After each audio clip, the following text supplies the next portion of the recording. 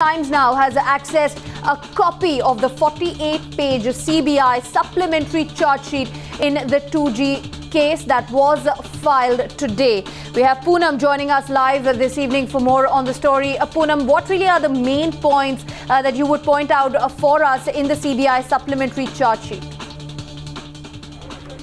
Well, this is the copy of the charge sheet that I'm holding in my hand. It is of 48 pages.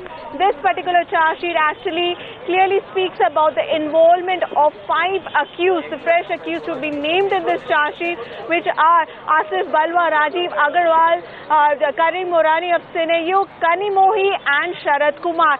I'll just read few lines from the charge sheet where it actually speaks about Kanimohi. In fact, in this particular charge sheet, the CBI has clearly mentioned that investigation has revealed that accused Kanimohi was a stakeholder of Kalagna TV to the tune of 20% equity and was an active brain behind the channel.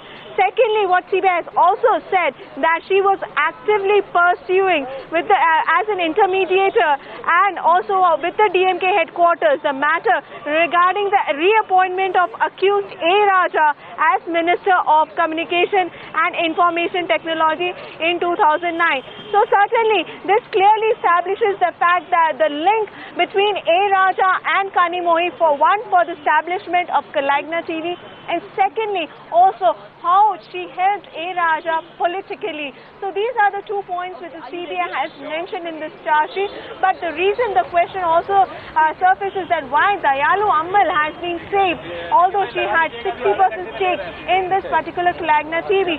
For that, CBI has said that in one of the minutes of the board meeting dated 27/7/2007, Dayalu Ammal categorically informed that in view of her old age and deteriorating health, she cannot be expected to give any attention to the company's affairs and requested Sharad Kumar, the other director of the company, to exercise degree of skills which may reasonably be expected of a person of his knowledge, experience, caliber and status. As per this minutes, she also informed the board that due to her age and non-understanding of any language other than Tamil, her appointment as director, she will attend the meeting only to suffice the legal requirement. So this is the ground why CBI has said that she was actually not being charge sheeted because she was not the active brain and she was one of the sleeping partners which had majority stake but did not actually got involved in day-to-day exercise of Kalagna TV. Right, Poonam, the CBI charge sheet also shedding some light on why only Kanimohi had been singled out and why Dayalu Ammal has been left out, at least as far as CBI's reasons are concerned. But what about the officials of the other 2 companies that have been named? What does that CBI charge sheet say about them? What do you get?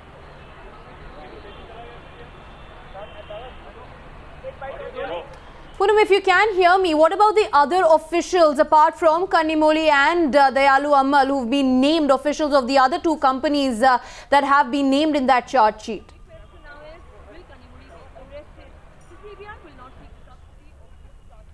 Right, we'll try and get through Poonam in just a short while from now. But let's tell you that the CBI today filed its supplementary charge sheet. It's a 48-page charge sheet that Times Now has now accessed a copy of. The CBI charge sheet also shedding some light on the reasons behind the CBI not including the name of Karunanidhi's wife, Dayalu Ammal, who does own 60% stake in Kalagna Television. The allegation against the television firm based in Chennai being that it received kickbacks from the 2G scam to the tune of 214 crore rupees. It's also making some serious allegations against officials of not just the Kalagna Television, that's its MD Sharad Kumar, but also officials belonging to Kusega Realty as well as Rajiv Agarwal and Asif Balwa.